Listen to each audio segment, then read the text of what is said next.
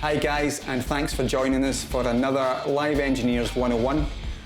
This week I'm talking to Rory Doherty, who is the front of house engineer for Bleed From Within.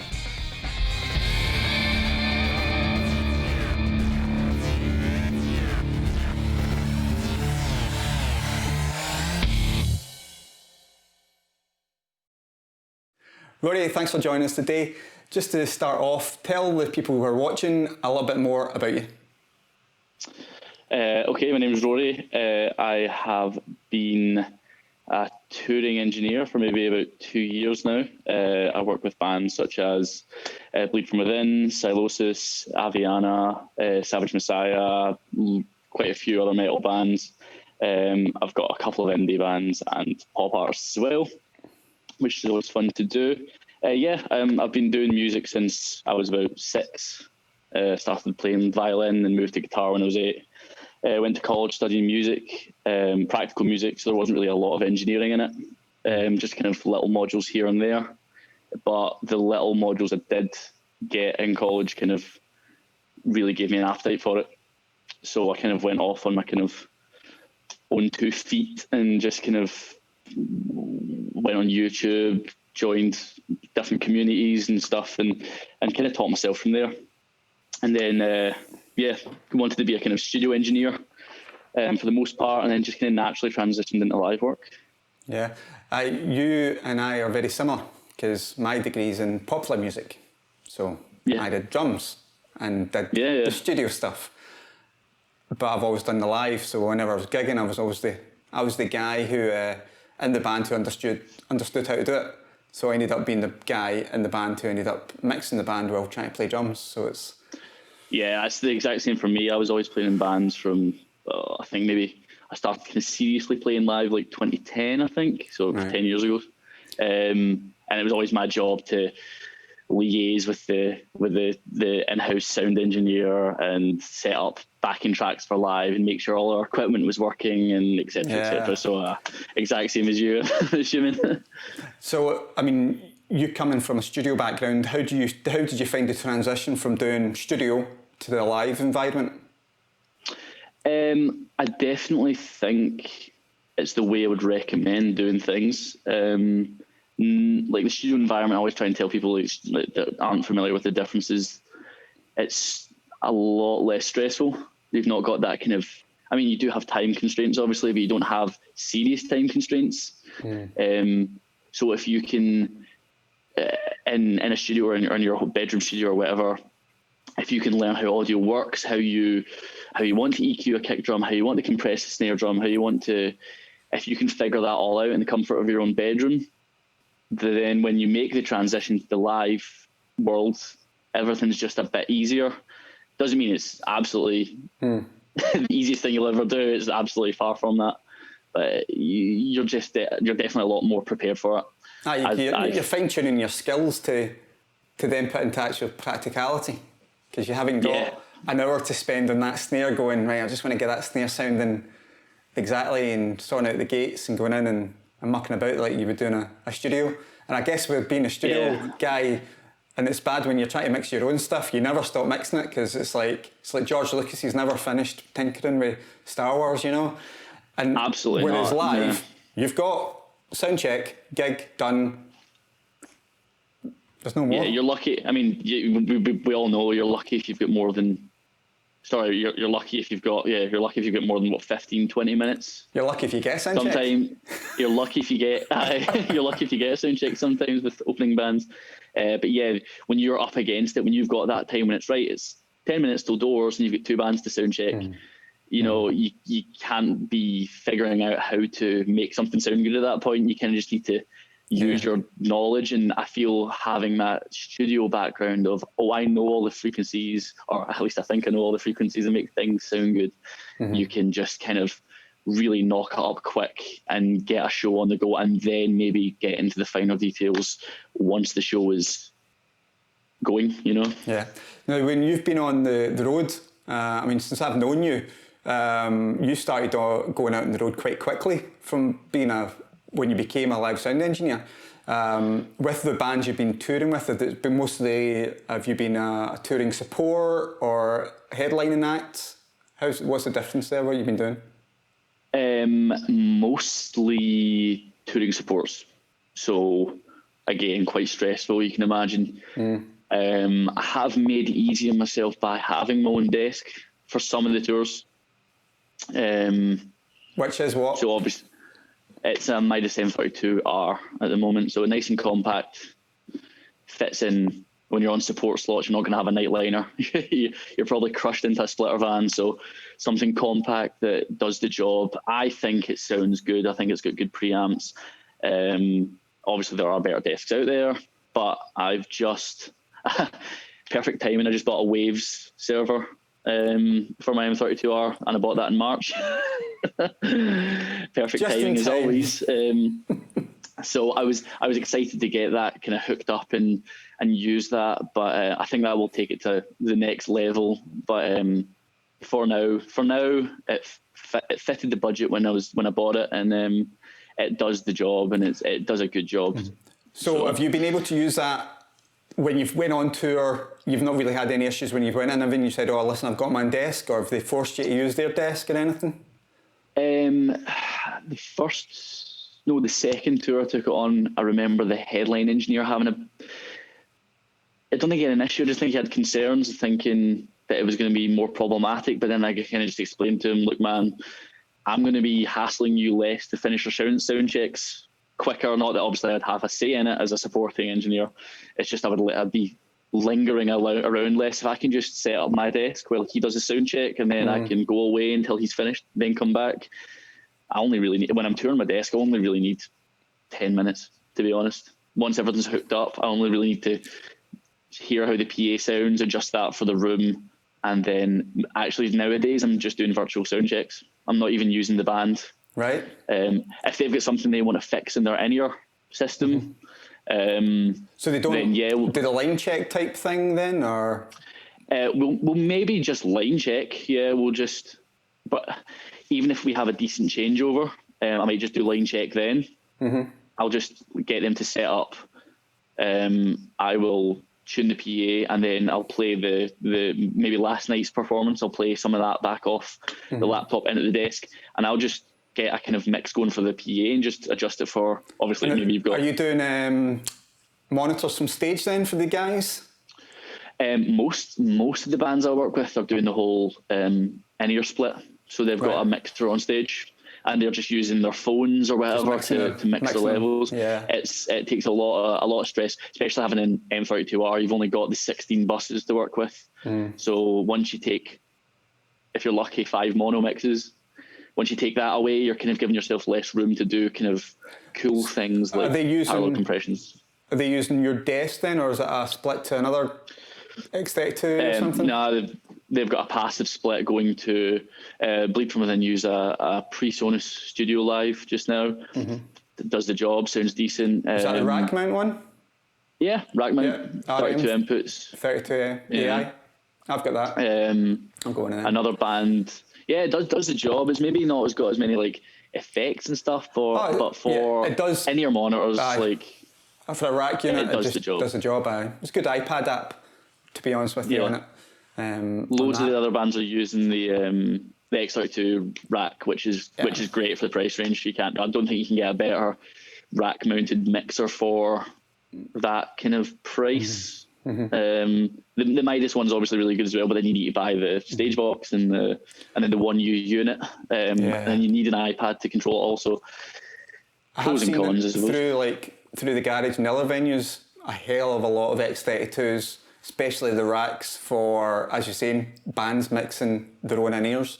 And it's always metal and rock bands as well. It seems like, I think maybe just the budgets aren't there to have loads of crew on the road. And I guess a lot of the guys are using tracks, so clicks and really want to hear the track and stuff like that. So it's a control thing. Yeah.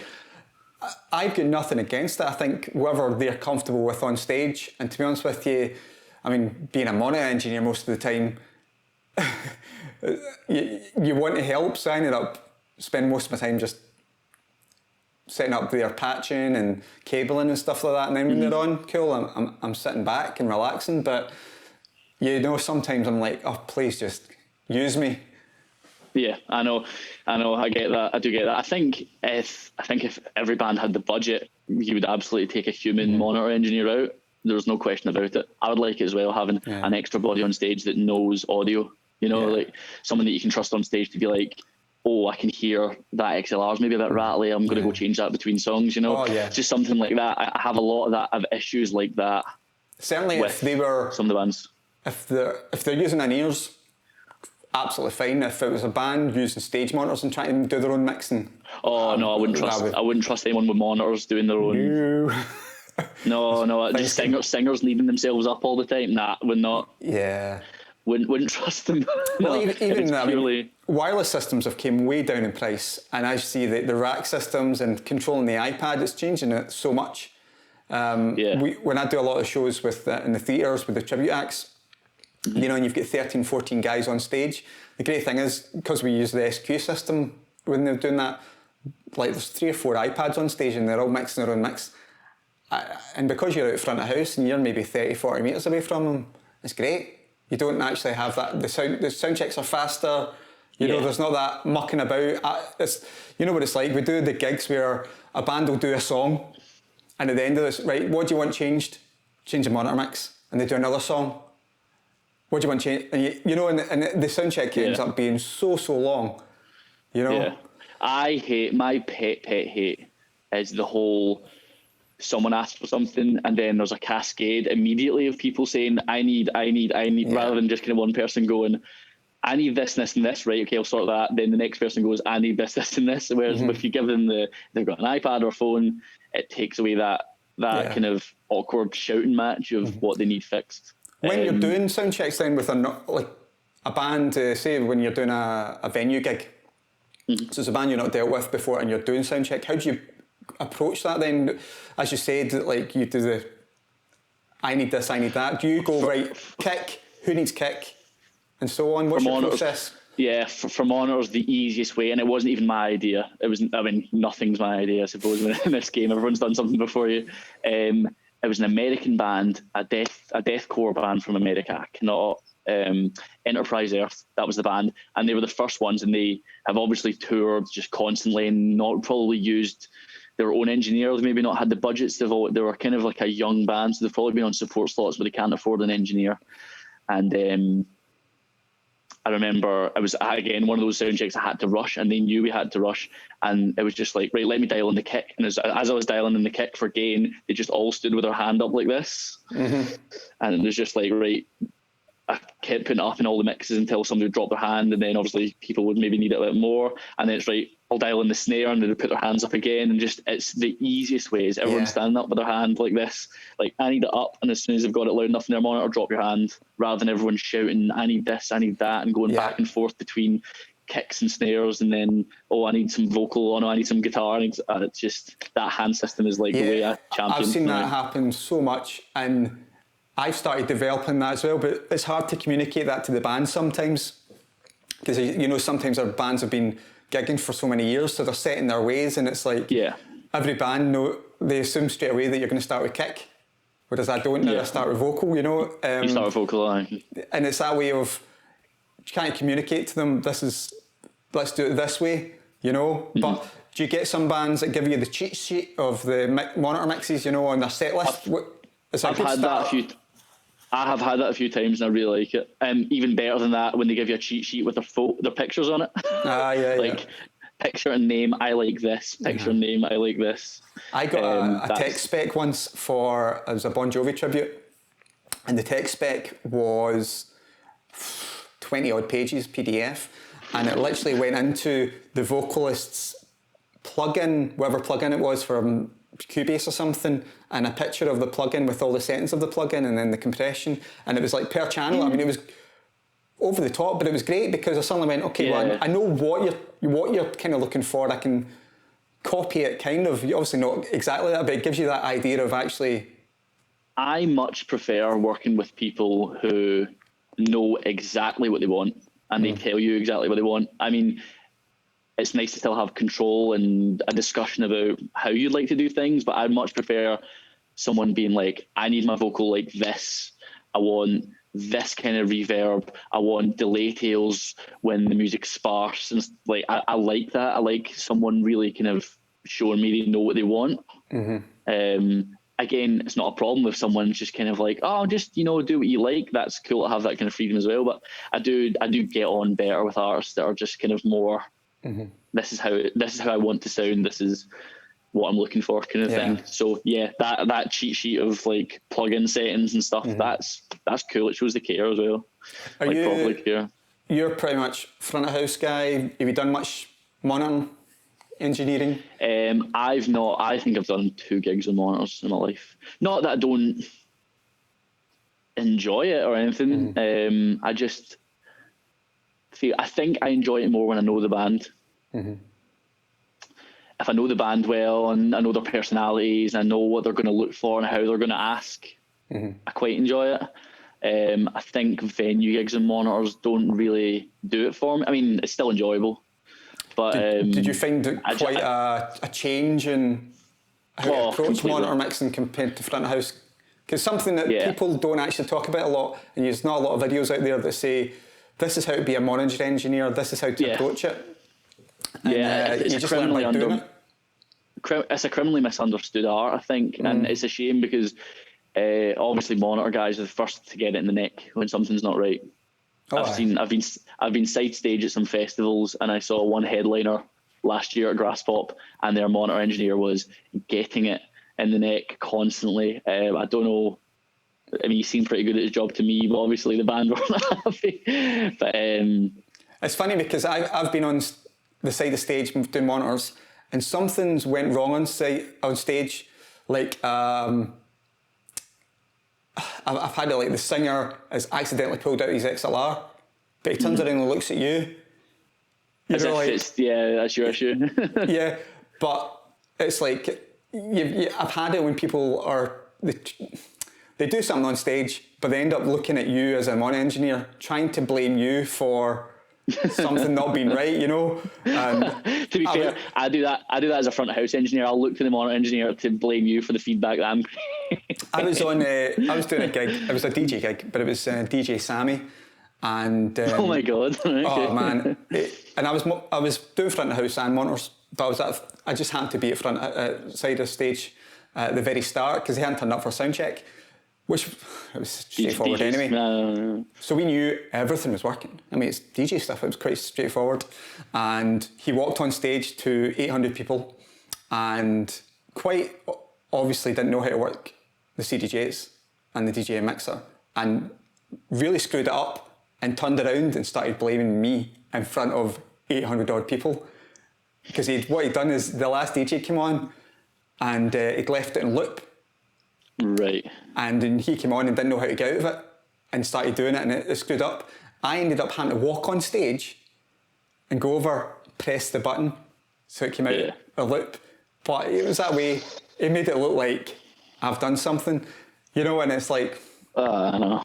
You just got to take them on the chin, don't you? But I do, again, getting back to that point, it's just... It's not that fear that puts me off monitor engineering. I think I get more back from like being on the audience side of the PA, feeling everything, the reaction of the PA of your mix in the PA.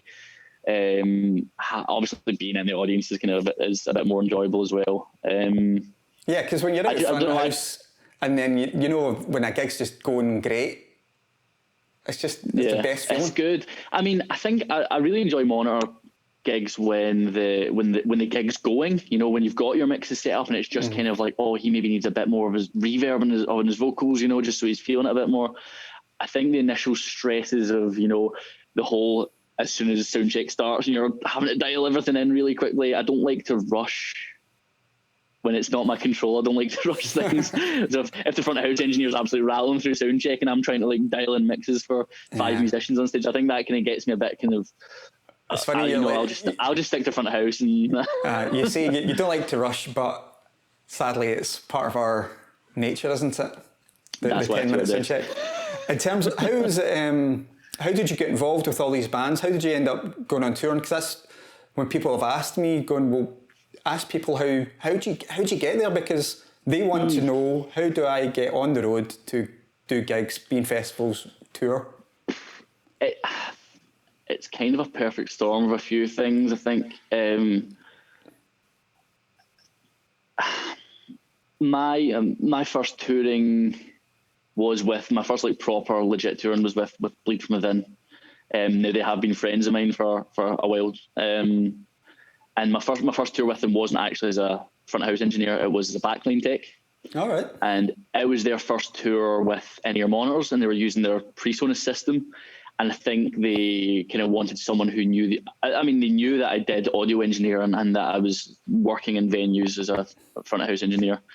They wanted someone beside stage that could, like help set up, tune guitars, tune drums, and if anything was going wrong, like just kind of move faders in their in-ear monitor mixes. Mm-hmm. Mainly just Ali, the drummer, would always sound check and would play at a certain velocity, and then when the show comes, he's playing at 127 everything, and he needs the click up. That was always my job at the start of the set, just to have my hand on the click fader, and just as the set starts, he would just look sideways to me and just give me a look, and I would just push up the fader. But yeah, so I was touring with them as a backline tech and monitor engineer, and I think just being reliable, I think, is a mixture of knowing the right people, being the guy that people can always go to and be like, this is broken, this is wrong, how do I do this, how do I fix this? And if you can consistently come up with answers and solutions and be just generally reliable and a good person to get on with, that's going to get you tours. It's not about being the best mixing engineer in the world. You have to be good. Mm-hmm. But being someone that people can live with, you're effectively living with this person for weeks at a time. So yeah, being reliable, being good at your job, and being easy to get on with.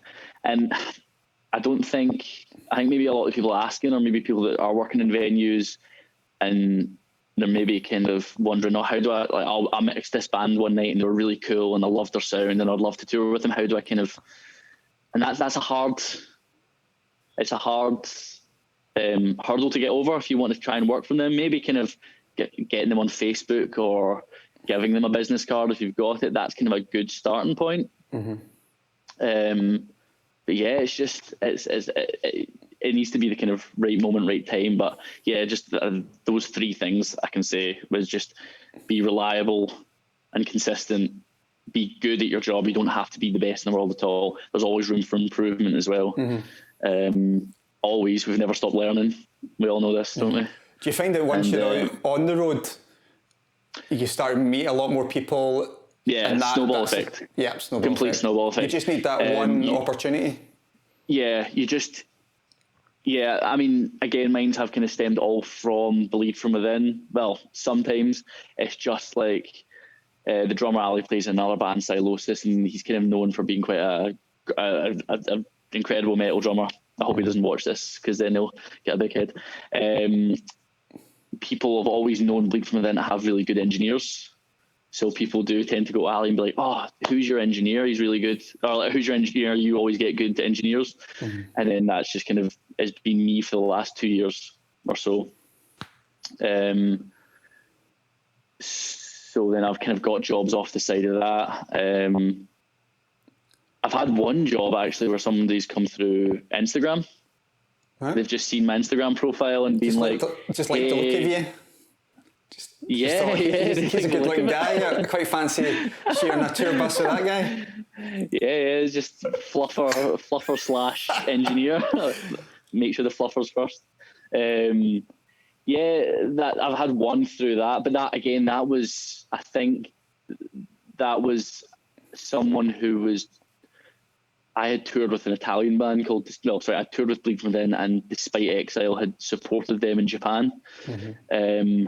And then their singer put this guy in touch, like said, check out this guy, he's the guy for your tour.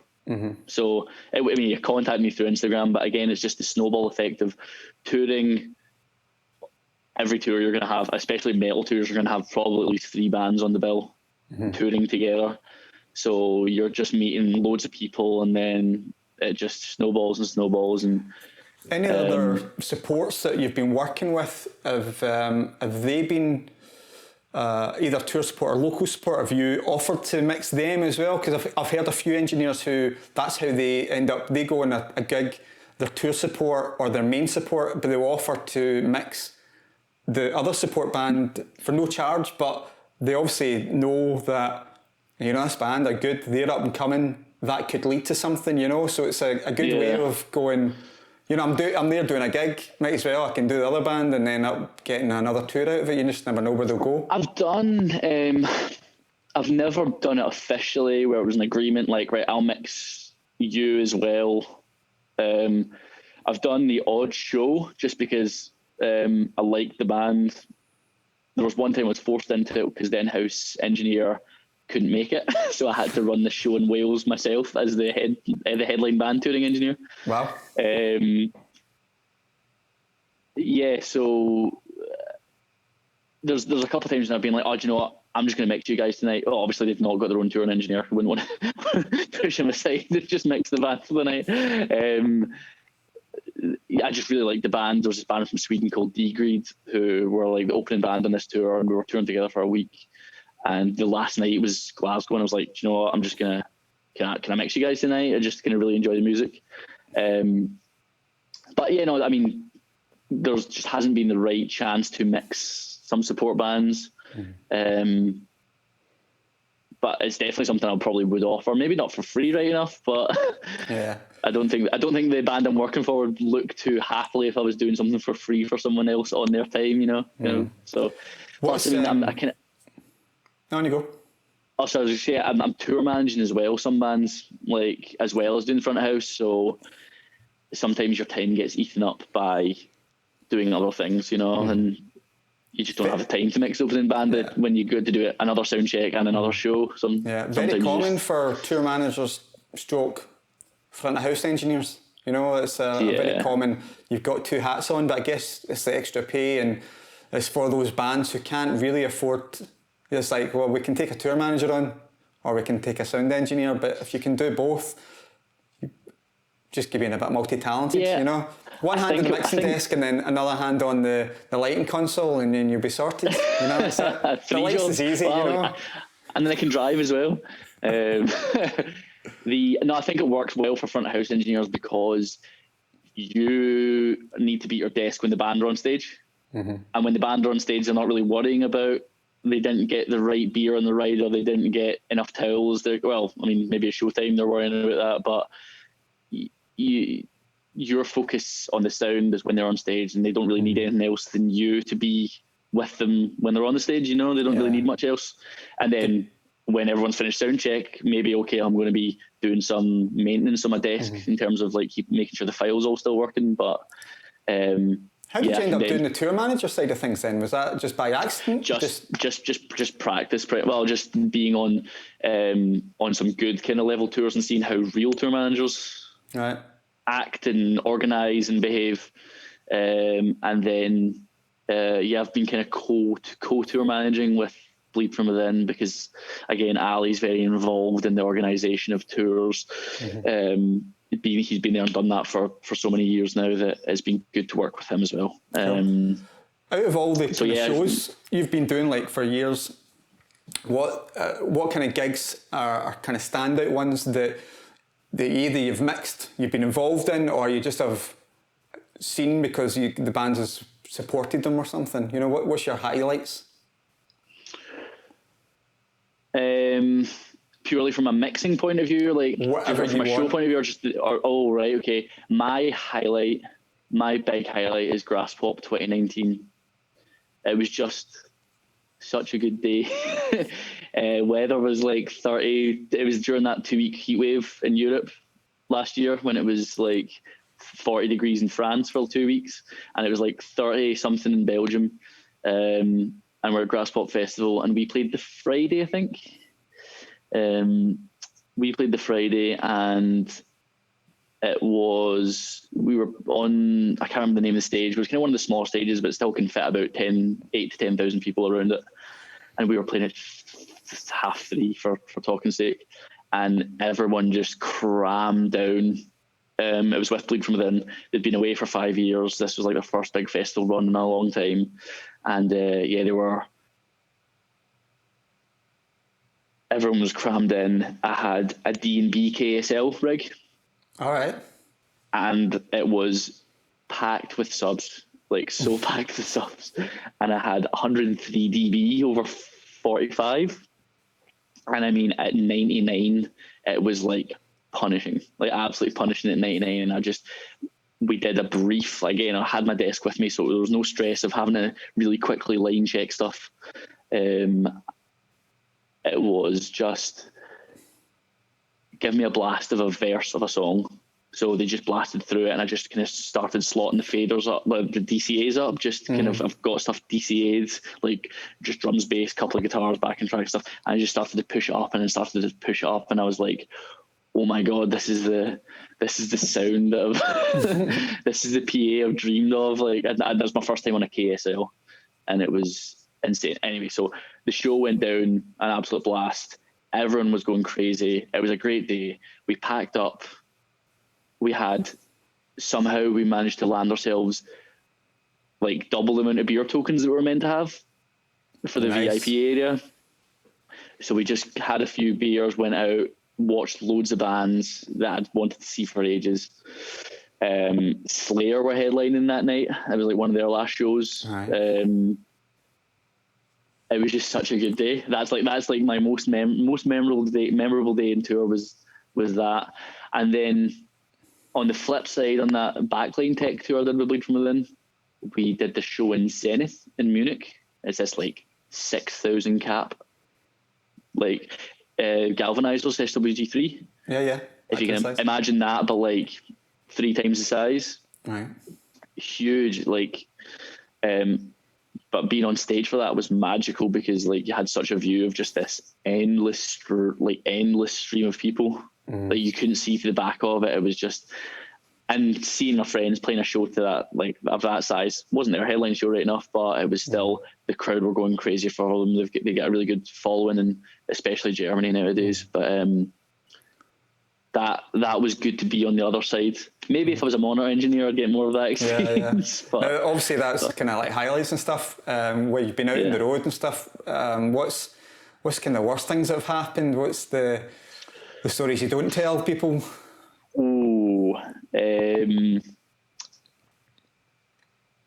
I've actually been quite lucky. I've not had anything too drastically bad to me on stage, or during a show.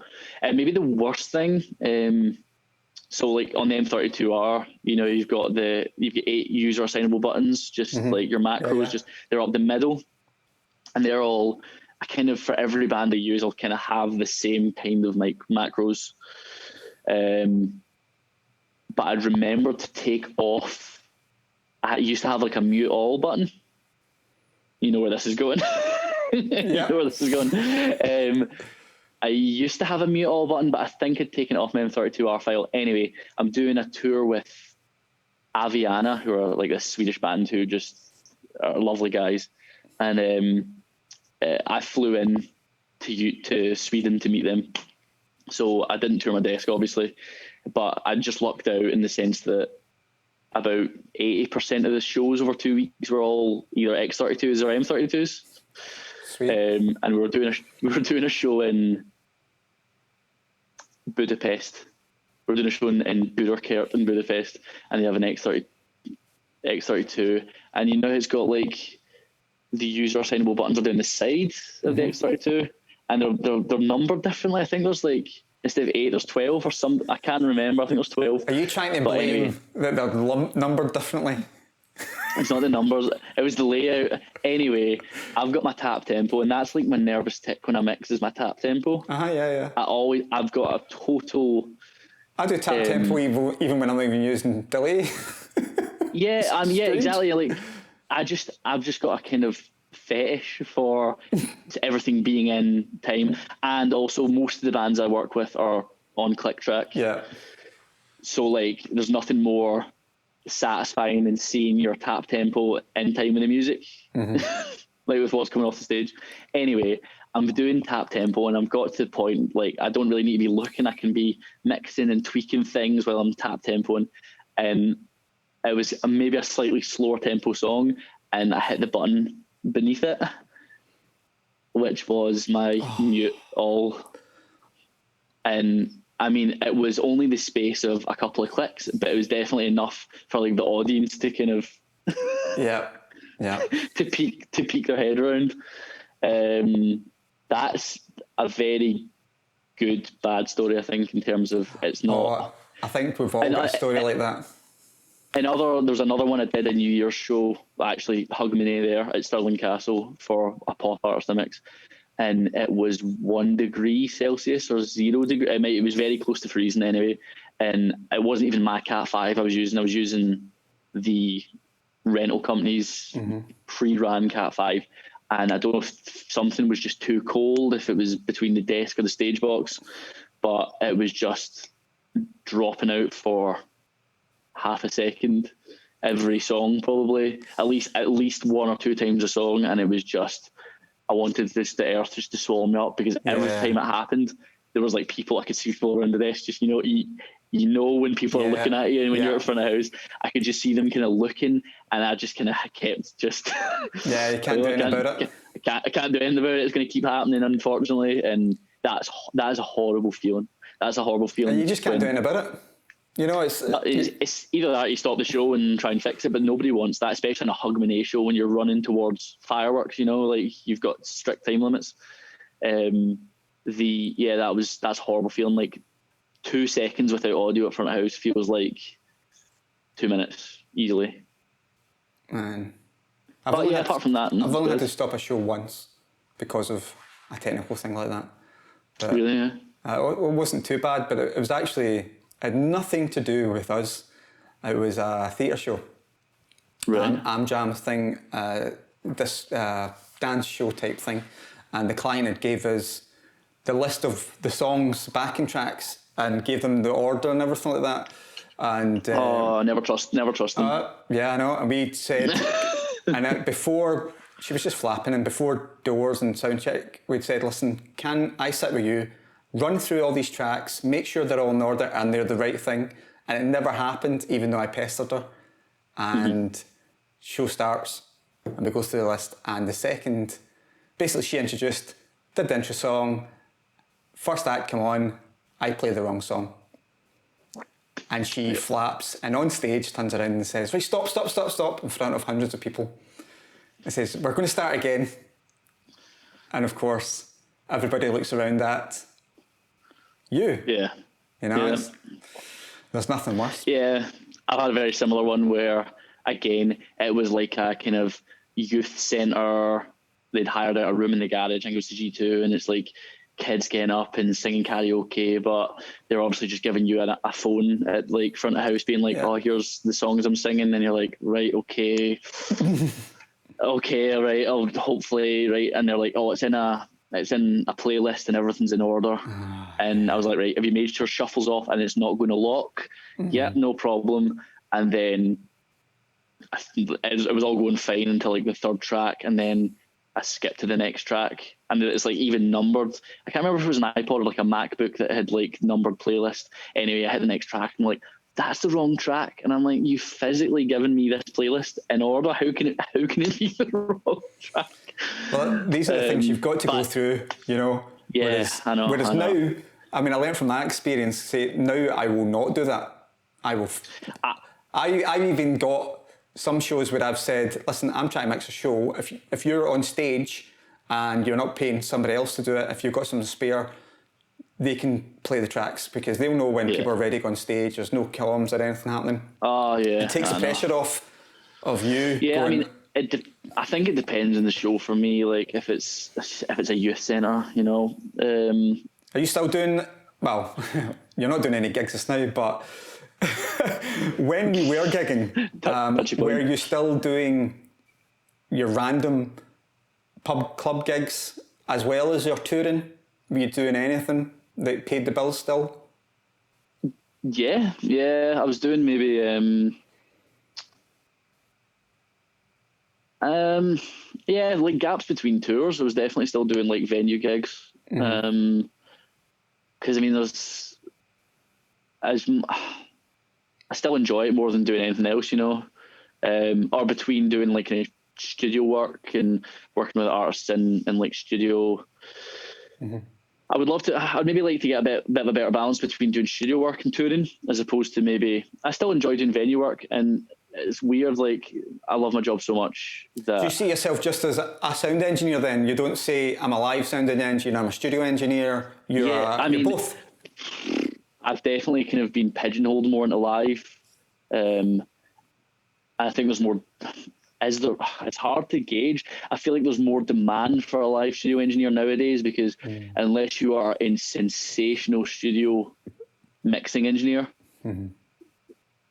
it's hard to make a living nowadays. I think. Well, that's the problem. Is there's too many. That's the problem. It's too easy to do it at home. Anybody, Joe Blogs can. Well. I mean, it's too easy to do a passable job. It's too easy nowadays. To do a really good job. There's a handful of engineers in the rock metal world that get all the work pretty much for the. I found that I used to have a commercial recording studio, and it was one of the hardest things. Was the rehearsals were fine, but the recording studio was hard because you had a lot of people who would record at home and then bring in and want you to mix it.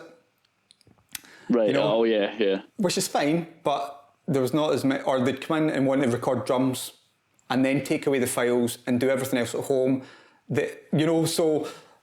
Compared to actually come and do a full session, and you felt like sometimes you were getting something to mix, which was like. That's the thing, though. I do get that as a bed. I mean, I started in this room. This is like I'm a bedroom recording engineer. It would be hypocritical of me to say that. Oh no, you should come in and do everything with me. You know, I got a tour of Blackbird Studios in Nashville.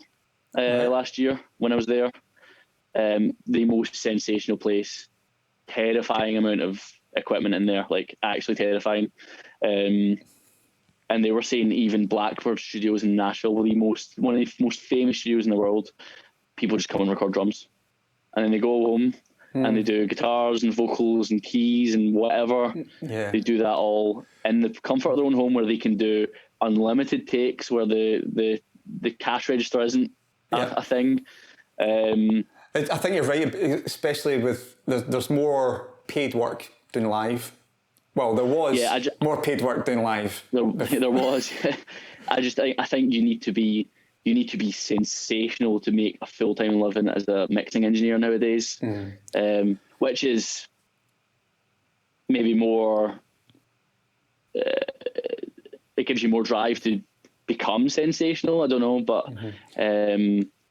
I think now, that's a good segue. Is you're talking about Bleed Within, and I know you've just done that live stream of one of the shows. Now that's kind of bringing the live sound engineer and studio engineer out in you, because mixing for a live stream is a completely different animal compared to a live environment.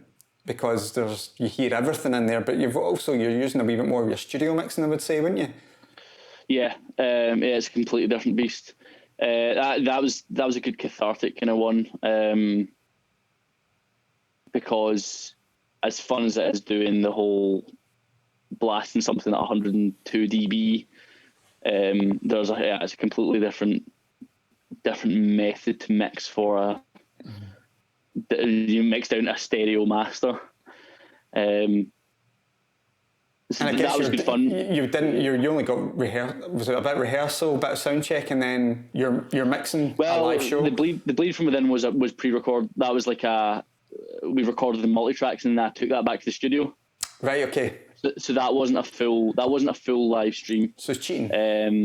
All the tracks were live. There was no overdubs there. So did you find yourself tweaking a lot more than you would normally do? Sorry? Did you find yourself tweaking with the sound a lot more because you've taken it home? Oh God, yeah. Like I mean, to be fair, it's probably the project that I've least back and forth on with the mix.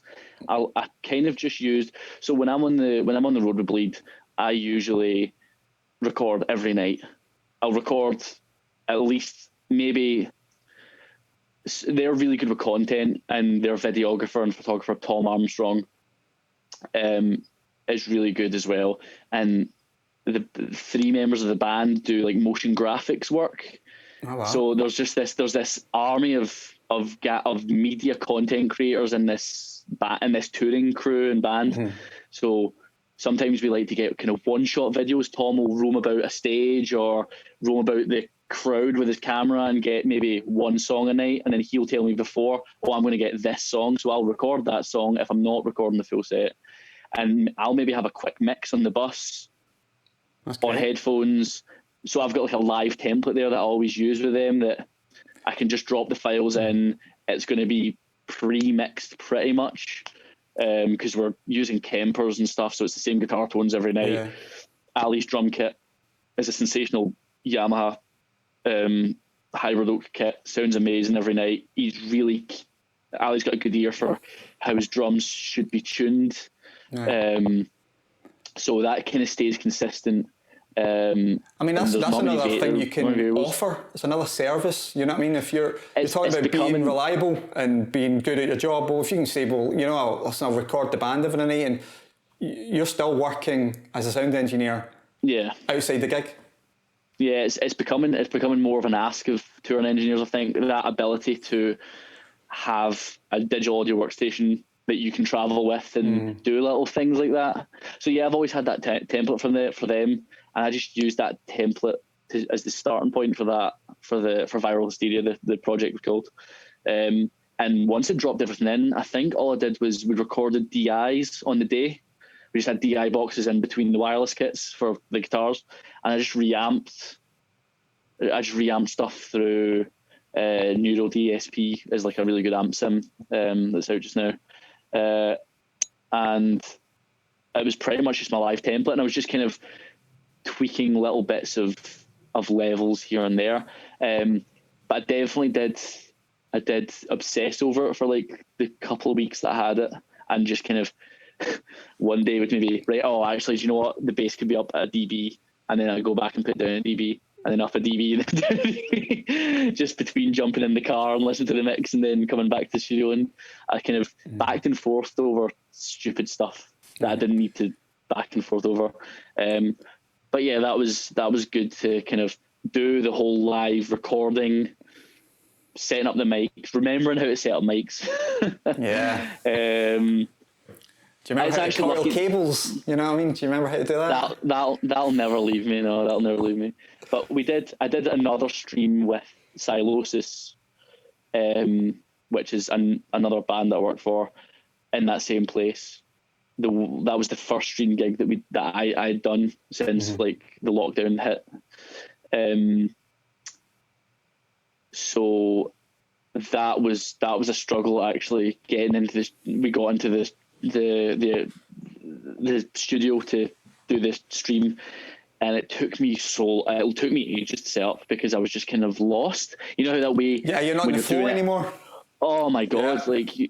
Especially when you're on tour and you're doing the same thing 6-7 nights a week. You've got your routine. You lay out the mics in the same order that you set them up in, and you know your clamps and your claws are all in the right way. And it took me so long to set up like the drum kit mics. I was just like, what side did I put that on? How did I use this clamp for that? And it's going to be interesting as we all start to eventually gig again. How long it's going to take to get back into the swing of it, you know? Because I mean, realistically, it's going to be probably a year since your last proper live gig. A gig venue. I don't even want to think about how long it potentially could be. It's quite scary because it's also practicing your craft. I think communication, I think, will probably be the one thing that maybe suffers. People have forgotten how to kind of talk between stage and front of house and stage to monitors. I think that'll be quite a weird sensation. Together, you know? Yeah, I mean, it'll be great. I can't wait for it, but From kind of like when you look back at what type of, or how you were as a sound engineer at the start of your touring, let's say from when you started touring to where you are or where you ended up touring, have you seen yourself evolve as a sound engineer? Is there certain things that you can go, yeah, that's changed from there, this is what I learned on, or you look back and go, man, I would never do that anymore? Is there anything like that, techniques-wise? Oh, yeah. So definitely, I think the biggest lesson I've learned is kind of work with what you've got. Mm-hmm. Don't try and... My most common complaint, probably touring some mostly kind of club-size venues, are not going to have arenas every tour. As you know, when the PA is lacking, when you've not got enough, it's usually a lack of sub power. Mm. That's usually my first complaint, because I'm very of the ilk that if you have enough subs, I can mix quiet. I don't have to mix loud. If you've got the thump, you know. Mm-hmm. Anyway, so my usual complaint is if you go into a venue and there's not, there's blown subs or there's not enough subs, whatever it is. I used to try and fix that by over mixing low end or trying to compensate for not having it by trying to make it happen. And that is the one thing I have learned, is just accept that that's not going to happen. Mm-hmm. And just mix, knowing that you're not going to have that, if that makes sense. Yeah. I think, I don't know how long it took me to realise it, but I was definitely doing more damage to the overall product, the overall you were mix trying to compensate for it, really. Yeah, you're just trying to, like, oh, I've only got one 18-inch sub in this venue and it feels pathetic, so I'm going to try and boost 60 hertz on the kick drum more than I would usually would. That it's the worst thing you could possibly do, because then you're just going to make the system more flubby, and you're just going to try and create something that's not there. Yeah, it's like trying to I don't know, it's just trying to make a mouse sound like a lion. Yeah, exactly. But you just have to accept, you know what, it's going to be a very bass light show or sublight, and you just have to use, okay, maybe I'll take the high end of the kick and I'll boost that more, so you can actually kind of get a presence of the kick drum. Just little creative things like that. I think that's how that's the biggest lesson I've learned over touring, especially when you're going night to night to different systems, and you one night you'll be like, oh my god, this sounds incredible. Yeah. Like, this system's so good for a 300 cap venue, and then you go to a 500 cap venue and it's pathetic. So, is there any techniques that you've learned from watching or been taught by other engineers while you've been on the road that you've seen and went, "Frick, I'm going to try that out," and it's worked a charm, and you've now using it on a daily basis?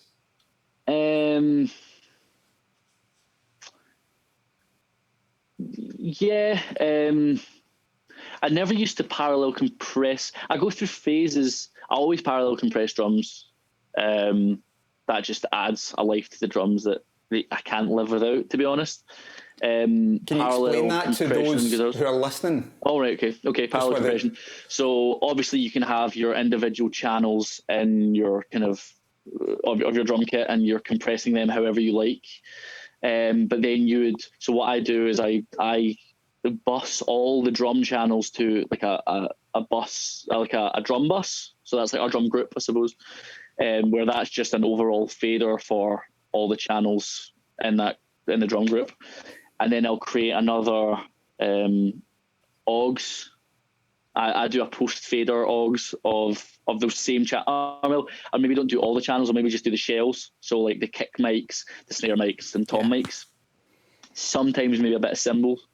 Just a tiny bit, but you are then compressing that drum bus, the drum shells, I suppose, really hard. I usually am going to go with like anywhere between a 12-to-1 and a 20-to-1 ratio. Usually it's a super fast attack, like as fast as it will go. I usually do, and I've seen varying opinions on whether you want a super fast release or a super slow release or anywhere in between. I think it's just this personal preference. I usually go super fast attack and slightly less than super fast release.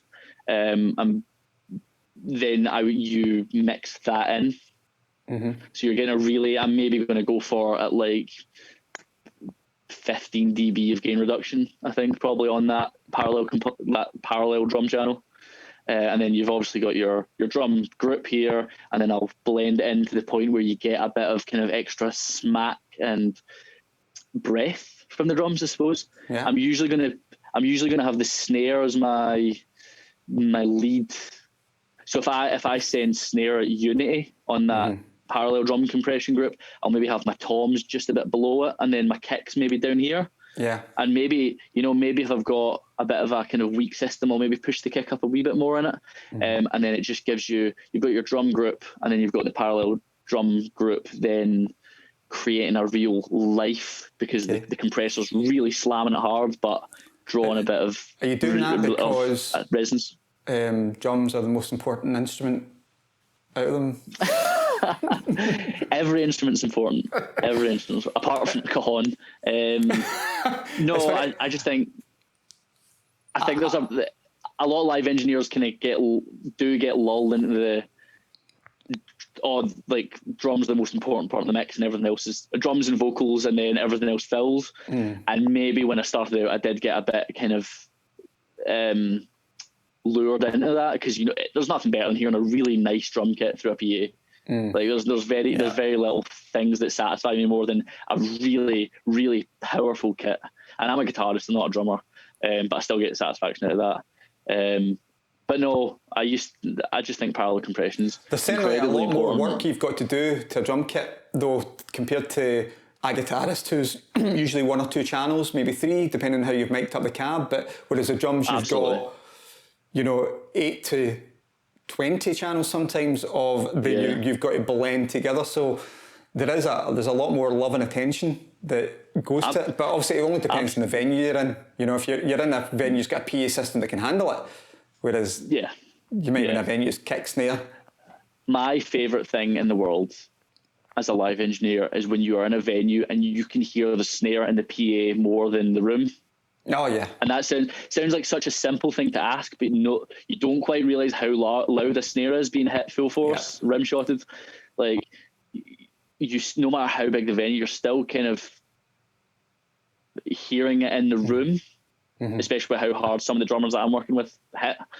And when you can fully hear the snare through the PA over the room, that's one of my favourite things. It's also an indication that that you're going to be able to balance the rest of the band around that, because, as you say, snare can be something that cuts through so much, It's maybe the cowbell test as well, if you can hear the cowbell through the PA. I think that's kind of, that kind of gets back to my kind of studio days, where I probably do centre the instrumental mix around the snare.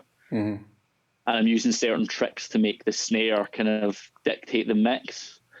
So when you get to live and you're in a smaller venue and the snare's kind of being heard in the room as much as it is the PA, it's not unnerving. It's just kind of like, right, okay, I kind of need to change the way I'm going to mix this today. But yeah, when you get to the big boy PAs like festivals and like 1,000+ cap rooms, like, it starts to become, that's when I really feel in a groove with the mix, when everything's, the PA's isolating the mix from the band.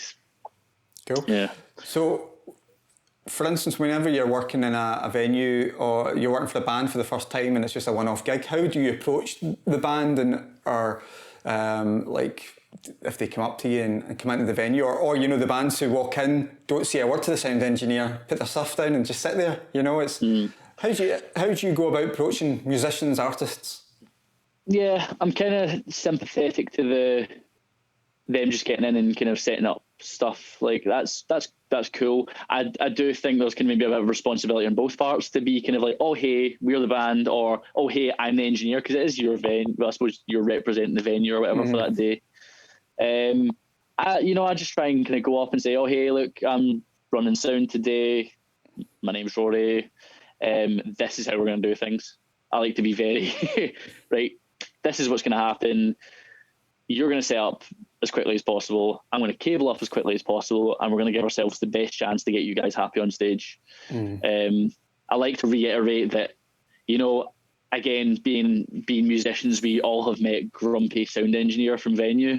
Yeah. And it's annoying. Like, just, you know, it's not hard to ask them just to be like, seem like they're enjoying their job. How did you find when you were touring? How did you find the venues when you were on tour? Were the guys all right? Were you pretty much most of the time pretty good?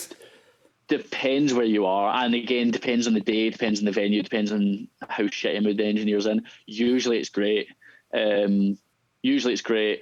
Japan's insane because they do everything. I mean, we made the mistake when we went out with Bleed From Within the first time. The first time I went to Japan as an engineer with Bleed From Within, we sent somebody sent an out of date. I jumped on the tour very last minute, and didn't get a chance to do like a proper tech spec. So and that was you trying to get away with going, it wasn't me, it was somebody else. I got asked on the Tuesday and we flew out I got asked on the Thursday and we flew out on the Tuesday. So that's me, that's hands cleansed. Anyway, we had the in-ear monitor rig and the tech spec didn't specify we were bringing the in-ear monitor rig. You would think a tiny issue, but in Japan, the engineers are so incredible. They've cabled up everything for you, for you to arrive with the equipment, then they can just plug it in, you know, like the snare mics are already coiled up in place, the kick mics, everything's cabled and patched in as you have requested it on the text spec. Wow. It's insane.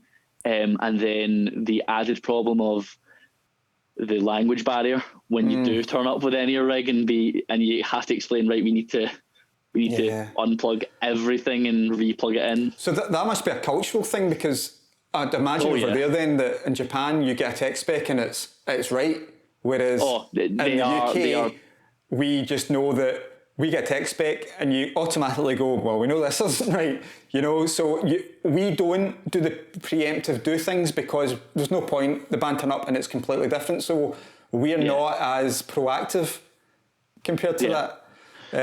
Here's one for you. When I went out to Japan with Savage Messiah, another metal band, the first show was in Osaka, and we flew in the night before the Osaka show. So we flew in Osaka, and we just thought we were going for a dinner / production meeting, and we thought, it's just the Japanese are very formal. They want to tell you how things are going to be and what times you need to be in places, and it was like, yep, cool, it's gonna be enjoyable. So we went out, and they had I had like a sound engine, like a sound consultant. There was a lighting consultant who wasn't the lighting engineer for the venue. The sound consultant wasn't the sound engineer for the venue. These were brought in by the promoter. And we sat down at dinner, and I sat beside the sound consultant, and he was like, right, so is this the tech spec? What mics do you need? What mics have you brought? My biggest surprise was I was told that the venue had a Midas Venice, but it turns out they had an ST12. So I remember you telling me that. Yeah, that was the most. We were just sitting at dinner, and he was like, Midas Venice? No. And he went through this sheet, and he was like, ST12, and I was like, that's made my night. So yeah, like we had a full production meeting over dinner, and then we turned up at the venue the next day, and they'd already set everything up. They'd literally taken all the equipment. They'd taken all the equipment, and the engineer created a file for me on the desk. Wow. It was absolutely insane. And Japan is such a phenomenal country, and the culture of just they are so eager to impress. So friendly as well. Like so friendly. Yeah. So the whole politeness, the constantly bowing, even just in the shops, like everyone's bowing at each other, and it's such a pleasurable place to tour. So I think you'd be hard pushed to find like a negative experience in Japan. How'd you go on with the language barrier with actually trying to set up and difficult. Stuff? Yeah. You can tell they can speak English to a good level, and if it's written down, it's no problem. But I think just the languages, the way they're structured, they just clash. Yeah, and especially being a Ouija, it's not exactly coming across the Hey, best? I've got my international English. Oh, have you got accent. a different accent? No, I do kind of slow down a little bit, but it's difficult. It's difficult, far more difficult than it is in I was Europe doing because support for I can't remember the band. It's terrible, but it was in the SWG3 TV studio, and I was monitors, and I was doing the support mix. I can't remember who the headliner were, but they had their own, so I was only doing the support, and it was one of those. We literally had 15 minutes to sound check, and it was a Japanese band, all girl bands, and they were so nice, but didn't speak a word.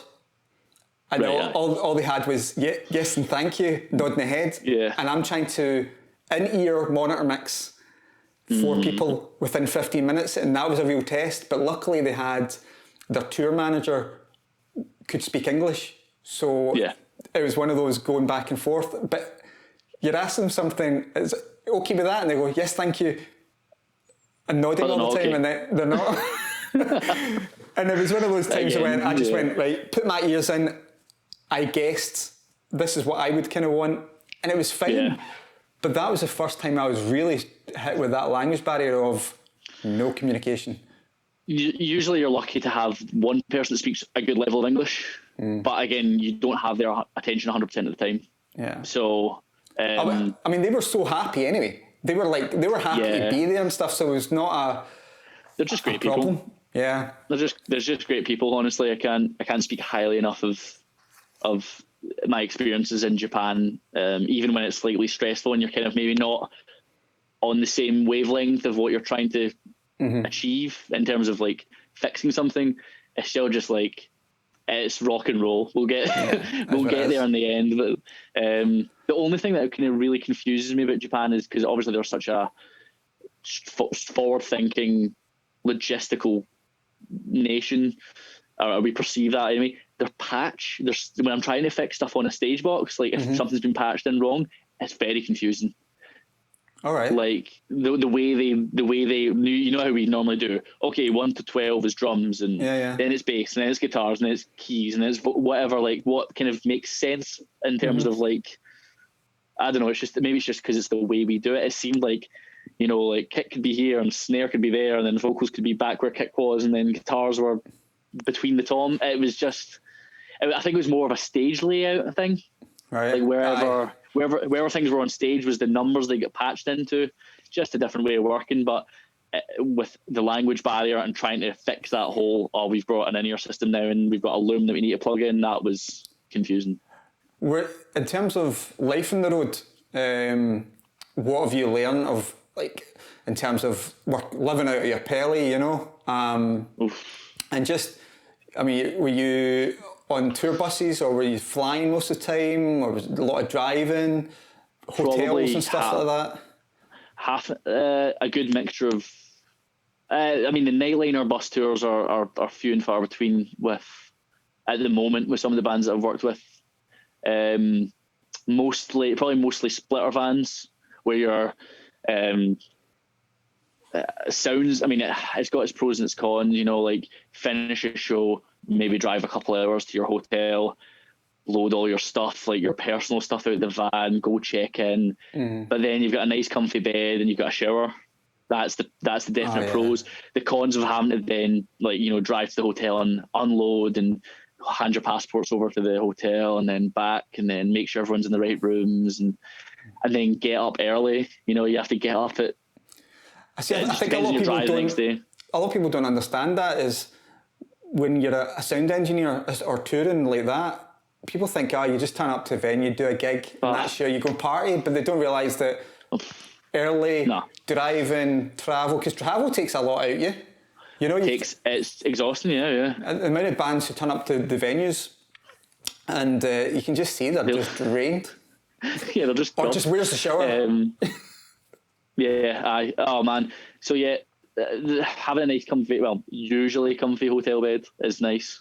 But then you have to get up. Maybe sometimes you have to get up at 7, 8 a.m. to drive 5 hours to get to the venue for sound check time or loading time. You know. In terms of, see with your pelly, like, obviously you're living out your pelly. Do you use your pelly mostly for mics and stuff like that, or do you use it? Yeah. Just equipment. I will take, again, another pro tip, pack just to be everyone's friend. Just pack what you need. Like, you don't want to be the guy bringing an 8x10 of luggage, you know. Yeah. That is in reference to someone who was toured with them. 2 pairs of boxers, 2 pairs of boxers, 2 pairs of socks. We did. I mean, we were forced to do 2 weeks in Asia on carry-on luggage. Oh, because really? Because all the full check-in allowance was equipment. We were doing Japan and China, so we had to do carry-on was our personal items as carry-on, and we did it. It's not a problem. You can do it. Like, you maybe only need one pair of jeans, maybe a pair of shorts to change into when you're not having to be in your jeans. Yeah.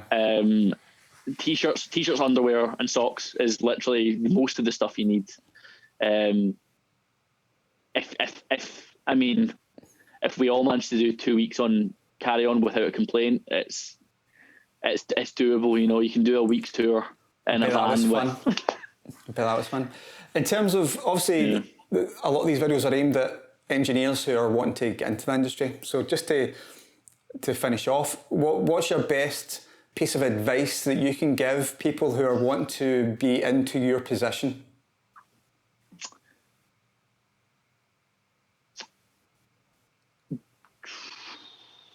God, how do you pick? Just be easy to work with, I think, is... Yeah, just be easy to work with. Listen to what the artist wants. You know, it's good to be able to put your touch on things. And when you feel really strongly that something should be a different way, calmly and constructively explain why. But at the end of the day, you're working for the artist. Mm-hmm. So just be easy to work with, be confident in your job, and be reliable. That's a few points, but it kind of comes under the same wheelhouse, I suppose. You know, it's just about you don't have to be the best mixing engineer in the world. I've heard horror stories of the best mixing engineers in the live world losing jobs because they're hard to work with. Yeah. And it doesn't matter how amazing you are. If you are a total asshole, nobody's going to want to work with you. So I don't know how I've made it. I know you're the biggest one. I don't know how I've still got jobs. No, I think I'm relatively... It's very, very common. Everybody said it. You know, of everybody we've spoken to, it's all about being a good guy. And I think Ian summed it up last time by saying, just don't be a dick. I mean, it's really is that.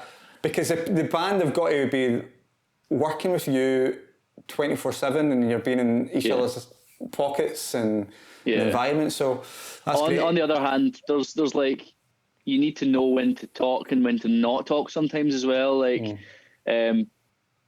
don't be a total wallflower and have no personality. Have personality.